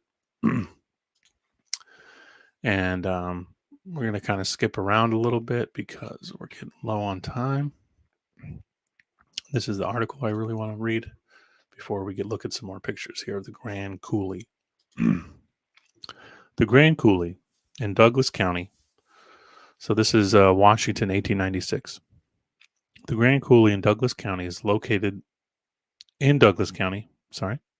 located the Grand Coulee, one of the natural curiosities of eastern Washington, of which the following description appears in the Seattle Times. Leaving Coulee City, one sees in the distance the opening to Grand Coulee. The appearance of the mouth at a distance is that of a number of houses, or like but one as drives near the opening assumes shape. Stone buttresses and pillars, columns and walls of rock arise from the level plain. Now, like I showed you in that first image, they they had explorers. That was a lithograph, and it was drawn in 1853, published in 1860. Now, the gentleman who was exploring this was a government survey for railroads. And some of the best books I've ever read are these old surveys where they're sending these dudes out in the middle of nowhere, like because they're trying to find the best places to build railroads. This guy's description of this place is that it was a land built by giants, and that this entire canyon seemed to be carved by the hands of man. Michelle Gibson, looking forward to it. Yeah. Yeah, I love Michelle Gibson, and try to make that happen someday. Me a chat with her. I think we could have a lot to talk about. But as she said, so she's already done the groundwork. So I'll just have a quick synopsis. Her river system dam video is fantastic, and I agree with 99% of it. So if you don't know who Michelle Gibson is, Jillian posted a link. Um, Man, she has so many fantastic videos. Love her work. But yeah, where was I? Okay, so this is an important part to kind of visualize as I read this. Stone buttresses, pillars, columns, and walls of rock arise from the level plain. They assume character like that of the sides of battle-mented walls. Driving forward, one finds that he is soon within a defile 2 miles wide, and has left the plain, and instead the drive is up a level, sand-parched extent of the country, with a balustraded, pillared, and columned rock rising higher at every step on either side. They may be 500 feet at the start, but grow rapidly, and soon they are 600, 700, 800, and 1,000 feet high. The walls are clear cut, well defined, perpendicular as the sides of a house, except at the base, where through ages probably detached masses have fallen, until at the present time it resembles the mounds of ruined granite and marble of some ancient structure. The Grand Coulee is 2 miles wide at its narrowest, 7 miles at its widest. So this thing is absolutely gigantic. Widest or narrowest, it is, however, the same. Those perpendicular sides hold their own with perfect regularity. Okay. Those perpendicular sides hold their own with perfect regularity. They might have been dug to order. So mathematically perfect are they. So again, this gentleman in the 1800s is saying, how could this thing be anything other than than dug to order, created by man? And I have to agree. Grand Coulee is an immense depression in the Big Bend Plateau. Driving in at the mouth, there is but one point where a wagon may wind its tortuous way from its deep depths in the whole 25 miles of the coulee's length. So it's 25 miles long, 7 miles wide in some places, 2 miles wide at the narrowest, and up to 1,200 feet deep, with perfectly mathematical walls made of granite and marble, and in some places basalt. Only one other place is there where a horse can climb the rugged sides to the extensive plains above. In the early days, the first settlers utilized Grand Coulee as a great pasture. They drove their stock in, put a man at the mouth, another at the head, and the gates were closed. Now Grand Coulee is occupied by ranchmen who are most largely in the cattle business. I think I can kind of skip ahead here. They grow wheat. So here's another funny thing. That same gentleman that was working for the survey company for the railroads described wild wheat, wild wheat growing all over eastern Washington. Now, when you study wheat, you'll find that there are like four groups of people trading wheat. It was a staple. Um, and I don't think it's an accident. We're dealing with incredible waterworks and advanced our agriculture, and they're finding wild wheat. That's not very common. It seems likely to me that we were dealing with, you know, an advanced race constructing a lot of this, and we just kind of walked into the remnants of a city, not necessarily city, but a region, or the whole West Coast really, that was destroyed by some event. And the early 1800s in the West Coast, in Washington, Oregon, California, they're not even states obviously yet, but the history is like doesn't exist. You can go to anywhere on the East Coast, and I have family on the East Coast, and I've taken plenty of tours from Boston all the way to the Keys of Florida. And you can go back, you know, 1600s in a lot of those eastern cities. But trying to find anything about any of this area in the 1800s before 1840, nothing. There's nothing. Now, why is that? Basically, just goes on to talk about the kind of stuff that grows there. Nothing really. What we were interested in was that first part there. Um, in the coulee, there are numerous lakes, some that go dry in summer, and a rank of growth of grass springs up and such from its harvested fine hay. Settlers in Grand Coulee have to go far up and enter a side coulee known as Big Canyon after fuel. Bull pine grows in sufficient quantities. Blah, blah, blah, blah, blah. The river being about 400 feet below. Yeah, the Grand Coulee, in Grand Coulee is Steamboat Rock, a massive basaltic mass that covers about 600 acres and is fashioned like a big side wheel steamer. One side of the walls of Big Canyon is composed of a steel blue granite that, when chipped off, sparkles like so many diamonds. On the other side of the wall is composed of black, cinder like basalt rock, and these two dissimilar walls form probably one of the most remarkable characteristics in all the domain of nature, and they are only a few yards apart. Um, to me, this points to not only it being constructed, but that possibly we're dealing with some biogeological formation. Um, Hangman 117. Shout out him and shout out Stellium if Stellium's still in the chat.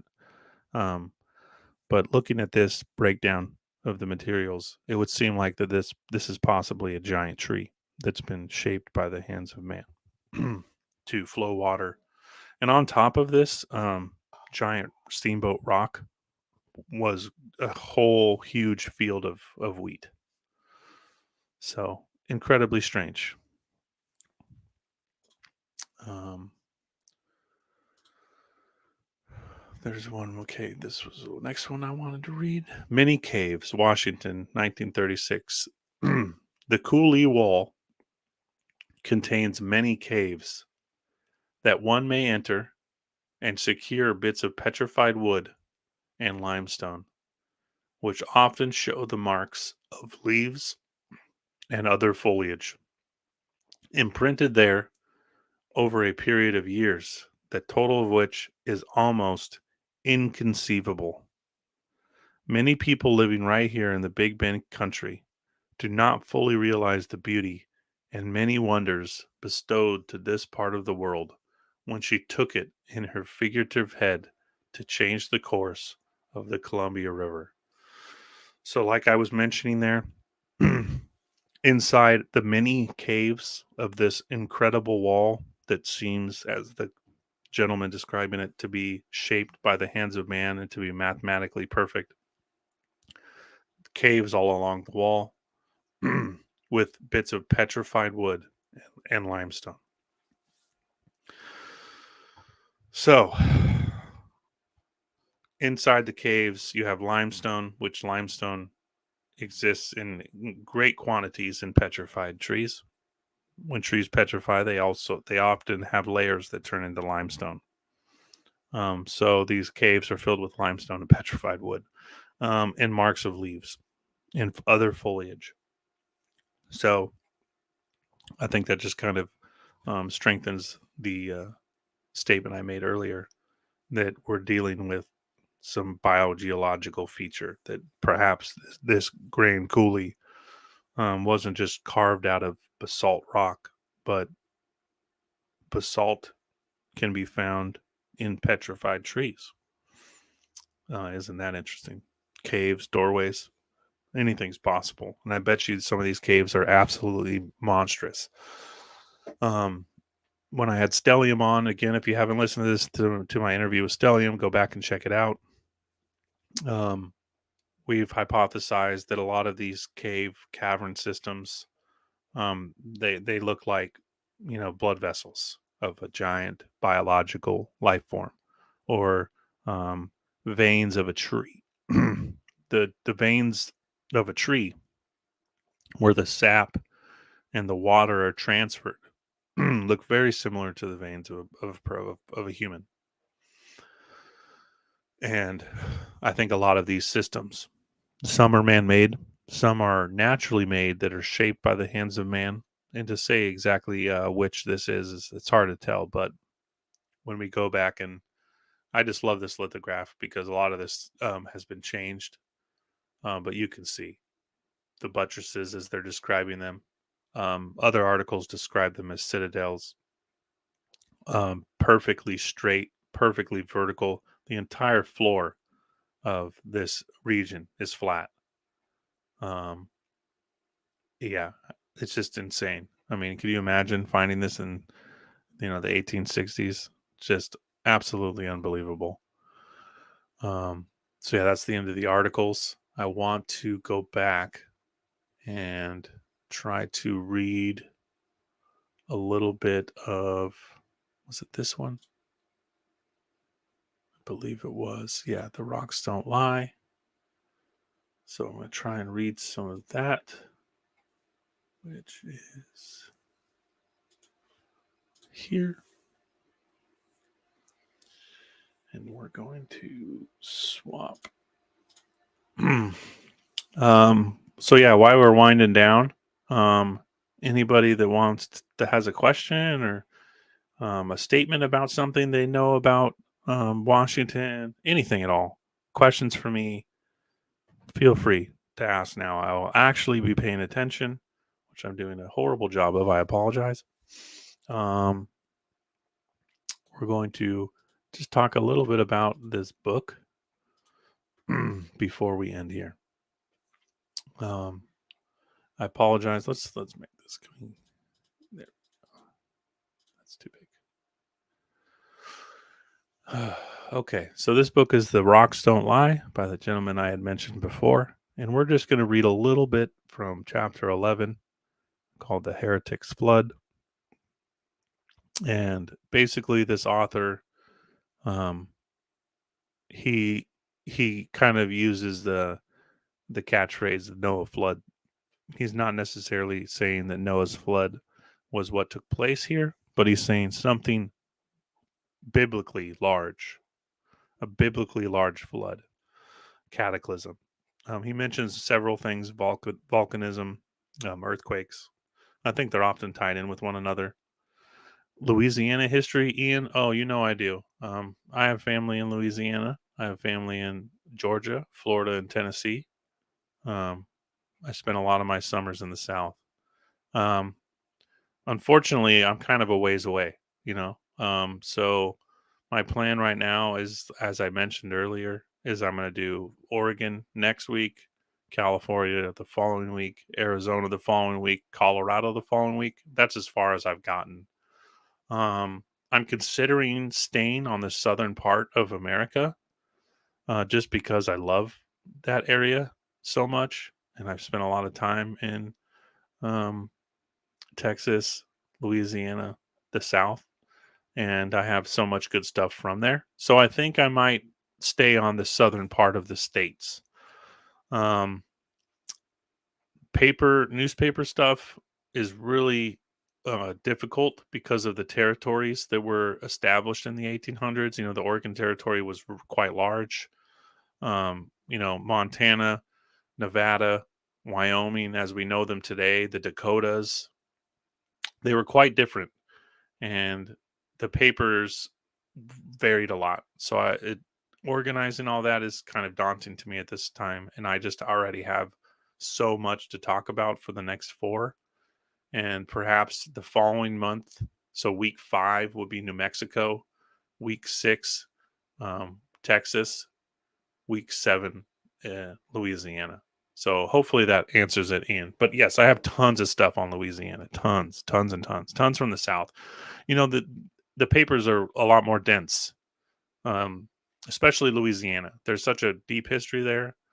Um, there's even good French newspapers, which I'm not going to translate because that's so much work. But the history there is very old. So to answer your question, Ian, I'm probably 7 weeks away from doing Louisiana, but that's a rough estimate. So um, don't hold me to that. But yeah, that's what I'm thinking right now, is that I'm going to stay on the southern part of America as I do this Exploring America series. Um, what's everybody's feelings on this? You're in the deep South. Oh, cool. Yeah, yeah, I love the South. It's like a second home to me. Um, First time I took my wife back there, she fell in love with it. If we were ever to relocate, it would be to probably Georgia. My family has a um, bunch of land in northern Georgia, and it's one of our favorite places in the world. What can I do differently with these series? Should I? Is there something you'd like to see more of that I cover? Should I be a little more diverse and cover a little bit less specific and just a little bit more of different things? Um, yeah, I'm all for hearing about any of the states. Really, okay, cool. I can't wait for Michigan. There's going to be a ton on Michigan. Michigan, the Great Lakes region, I have a lot on. South, I got tons on Carolina. Yeah, I mean the southern. It's really just the states I mentioned. Unfortunately, just Montana, Wyoming, the Dakotas. I have a lot from the Dakotas, but because they were territories and they weren't separated by North and South, it's going to be a little tricky to do North and South.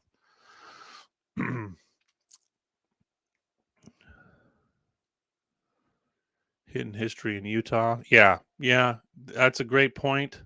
That's a great point. I can't skip Utah. My wife's family's from Utah. I have an unbelievable amount of stuff for Utah and Nevada too. So you see, it's just tricky. I don't know. It's hard hopping around. I was originally going to do it by starting with the first state to be part of the union and moving from there. And like Delaware's, there's just not so much there. You'd be surprised how hush hush. The best relic-y archaeology stuff, which is what I really love, is west of the Mississippi. It's just kind of like you're out by yourself in the middle of nowhere, and the Smithsonian and all of these bureaucratic um, people didn't have far reach out there, so they got away with a lot more, and they got to see a lot more, and more public got to see it, more papers got to write about it. So it's actually a little more difficult to find archaeological stuff on the East Coast, just because there was a lot more oversight. Oh, thanks, Ian. I appreciate that. All 52 states, all information is valuable for us. Um, yeah, I'm going to try and do them all. Yeah, there are some states, believe it or not, that are really hard. Like I maybe could make a half an hour episode on. What are your thoughts on the lakes drying up out west? What do you mean, Joe? In this time period in the 1800s, early 1900s, or you mean right now? If you mean right now, I think it's all planned. Um, the way California, the subterranean water, um, has been controlled since the 1900s. These same people, these same characters we discuss over and over. The dark counter players. Um, controlling the subterranean water was really important. And California has some of the most, and I think it's being controlled and manipulated. Bolts on the ground here in northwest Montana. Great hot springs here. Bolts on the ground. Do you mean boots? I'm not sure what you mean. Yeah, Montana's amazing. I love Montana. I haven't spent much time there, but I have been to Montana. Kalispell is one of my favorite places. And half an hour is fine. You could put a couple together. Yeah, there'll be a few states that are maybe an hour, but I've invested a lot of time in these western states just because I've spent a lot of time. I've spent a lot of time in Arizona, Utah, California, Oregon, Idaho, Washington. Thanks, Bernie. Thanks for being here. Don't tell them about my rock hunting spots. Prime fishing. I'll try not to. Yeah, there's a lot of amazing rock hunting. I was really obsessed with rocks as a kid, and yeah, there's so much good rock hunting in eastern Washington, eastern Oregon, tons and tons. I'm going to the library today. Motivation to research. Oh, thanks. Thank you. There doesn't seem to be much of this stuff in Wisconsin. Oh, I got some good stuff in Wisconsin. We could do a good episode of Wisconsin. Only a few states I've heard of. I'd love if someone would investigate. Yeah, we could do it for sure. Maine. Yeah. Maine has some pretty interesting old buildings, but the history on them was really blurry. Maine's tricky. Like I said, I've dug into most states pretty deep, and Maine and Vermont. Again, this is why I'm letting people know that as I get closer to their state, and every week I'm gonna be telling them what states I'm doing next, that they can hopefully reach out and send me links, and I can get more stuff to talk about because obviously, there's a lot of states and enough material to talk for a few hours or at least present something that people are interested in. It can be a little hard. If you talk faster, you'll get more in the amount of time. Yeah, yeah, that's fair. The reality is that this is only my second episode, and I'm pretty new to the live streaming thing, Jack. So, but I appreciate that. Um, yeah, yeah. Well, I'm mostly just meandering because my way of laying out the episode is a little unorthodox. So, but I appreciate that feedback. Thank you. Um, yeah. So we'll just go over this book. And if anyone's interested in it, there's quite a few free copies online. And like I said, it was called The Rocks Don't Lie.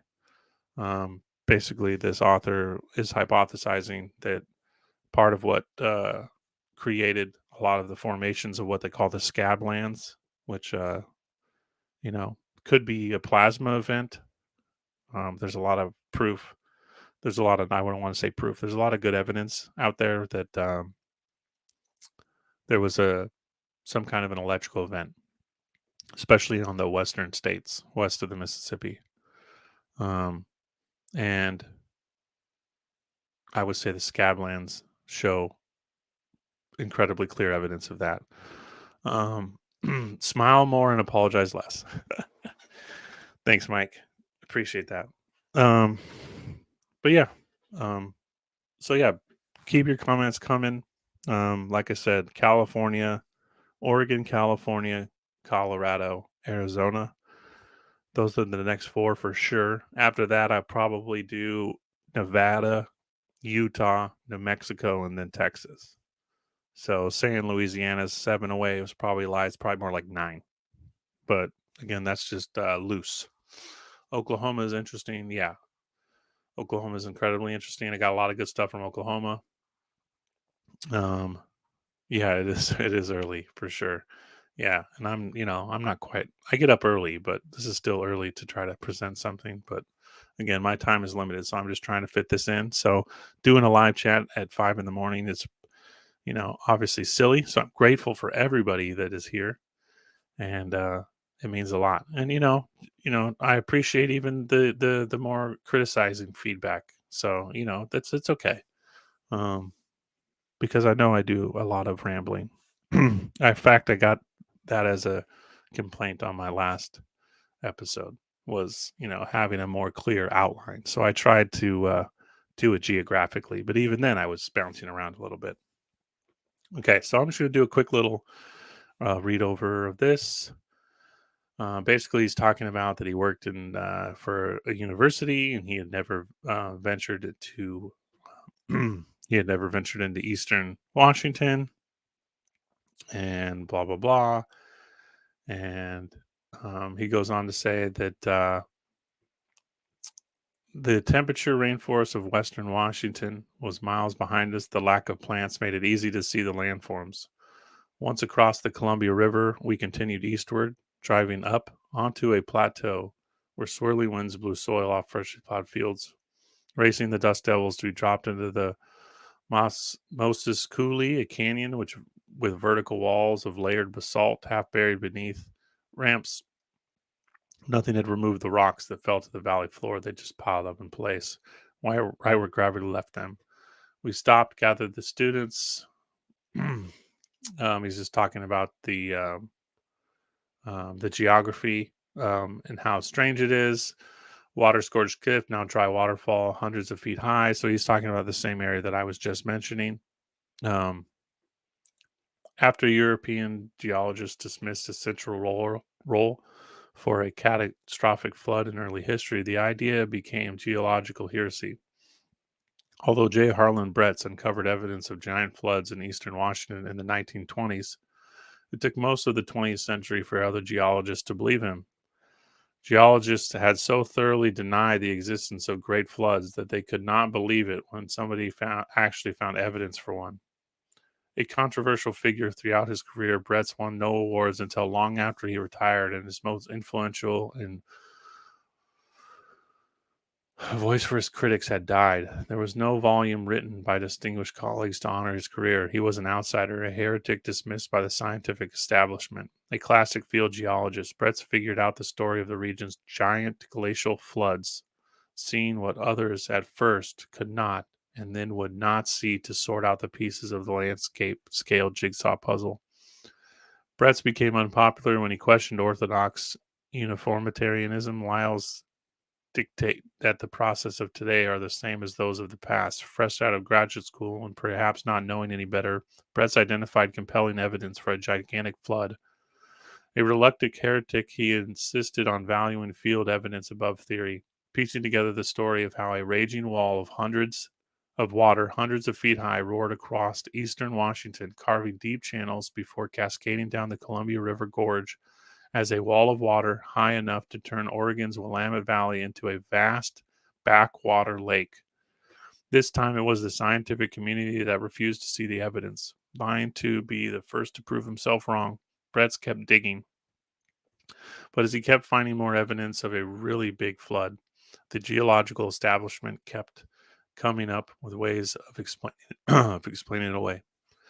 Bretz taught in his native Michigan before heading west to teach high school in Seattle. A field enthusiast, he spent his weekends, summers studying the geology around Puget Sound as well as glaciers and nearby Cascade Range.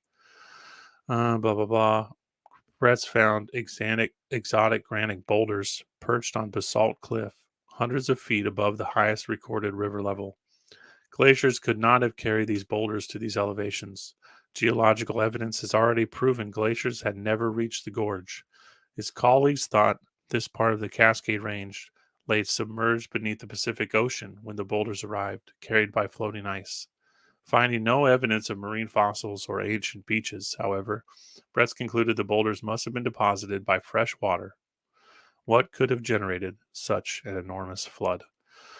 So that's where I wanted to end that. I recommend the book.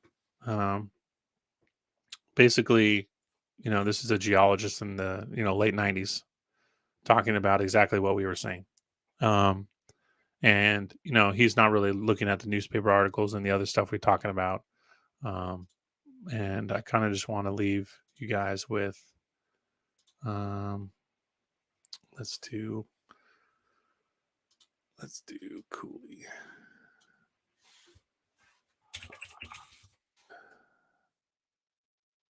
Just want to leave you guys with this picture. You're welcome to look into more pictures of this yourself before they've flooded this area. You can find a lot of older drawings of it still. Um, but yeah, they similar story to like the Grand Canyon. Um, there was a move to save prehistoric men painted. Mystic picture right on the wall. So the Grand Coulee Dam, as they started to dam the river, um, they found tons and tons of petroglyphs and petrographs. And the Secretary of State Hutchinson urged the photographing of the untranslated writings. These rock writings contain the secrets of the earliest human race in this state. They will be permanently inundated by the Cooley Dam, and it would be a crime not to preserve a complete record of these petroglyphs and petroglyphs. Hutchinson believed deciphering of these writings by future students might solve the riddle of an ancient race that preceded the American Indians. So, yeah, Noah's flood, some kind of flood, hundreds and hundreds of feet high, creating some of these things that we talked about today.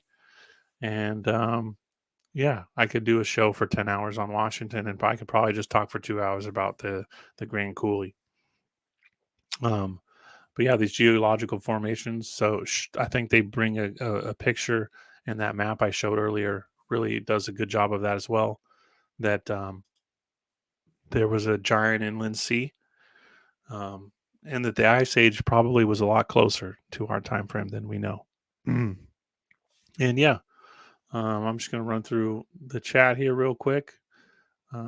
See if there's anything I can answer or talk about, and then I'm gonna wrap it up. If there's anything you want to say real quick before I go through these, Metallic 87 Metallic, thanks for being here.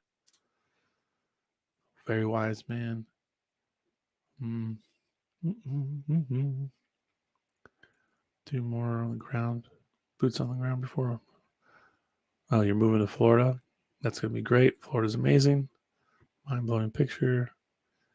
Are there ancient ganja trees? Probably, yeah. There were mummies buried with seeds, hemp seeds, and they grew quite differently than anything we had today. You know, the sun holding the pine cone. It is a giant tree, seed, pine cone, crystal used energy. Um, they found giant seeds from old giant trees in Colorado in the 1800s that were as big as bowling balls. So I would imagine that there's been several events where the size of things has been drastically reduced. And you know, in the 1800s, they were pulling petrified trees out of the ground that were 1,000 feet long. So now like a big tree that's still standing today is 300 feet, 350. Can't remember what Hyperion is, something around there. That's really big. But you know, 200 years ago, it was 300 years ago, 400 years ago, 1,000 feet maybe, and then before that, who knows? I think all the way up until several miles wide in diameter. So we're looking at several phases of reduction where things have gotten smaller and smaller. DNA for sure in seeds. I mean, the seed's a seed for sure. It's pretty interesting. All right. Well, thank you. You think, okay. Well, I know there's a lot of polishing. I got a lot of work to do and making a smoother running presentation. And perhaps in the future, I'll experiment with recording these and editing and making a video and just premiering it. So it's there's a lot less stumbling involved on my part. But like I said, it's just episode 2, and my channel's not even a month old yet. So to be this far along and to have almost 200 people watching right now, it's a blessing, and I appreciate everybody being here. Even when I stumble or there's hiccups or I'm late and have to reschedule, I appreciate everybody understanding, and you know how life is, and just your continued interest in what I present and my ideas, and means a lot to me. So yeah, um, I just posted episode 5 of my Archivist series, my interview series. Episode 5 is going to be with Nick Hinton, if anyone's familiar with him. He's an author that I've loved for a long time, and we've been talking for a long time. And since I've finally got my own kind of system going, I knew he would be one of my first guests. So Nick Hinton is going to join me on Tuesday. Um, so I will do the Anomalous America episode, Oregon, same time as always, 8 a.m. Eastern, 5 a.m. Pacific, Tuesday morning, Tuesday the 13th, Pi Day. And then at 9 a.m., I'll have Nick on. So Nick will be on for about an hour and a half or so, and that's guaranteed to be amazing. We've already kind of worked out a pretty interesting um, um, rough draft of what we want to talk about, and it's going to be fantastic. Um, I'm still working on episode 1 of my archive analysis series, which is where I'm just going to be pulling a book off my shelf, books that changed my life in some way or another. Um, so episode of 1 of that, who knows if I have time this week, I'll try to get it out. I don't know if there's just so much I'm trying not to overload myself. Um, on Sunday, I'll be premiering episode 3 of my Karimo collaboration. So Sunday there'll be a premiere, probably between 3 and 5 o'clock Pacific, 5-8 Eastern. So yeah, stay tuned for part 3 with Karimo on Sunday. And then Tuesday it's a 2-parter, Anomalous America, Oregon, 8 a.m. Eastern. And then Nick Hinton joins me right after that. So stay tuned. Lots coming, you know? And I appreciate everybody understanding the delay and rescheduling and being here. It means a lot. Thanks so much, guys. And leave your comments if there's something that came to you or anything that stands out. Um, I appreciate it. I read every single comment and I read my emails too. So if you have something you want to say longer than a comment, don't hesitate to send me an email. And yeah, I appreciate all you guys so much. And thanks for being here. Have a wonderful day. See you in a few days. Bye, guys.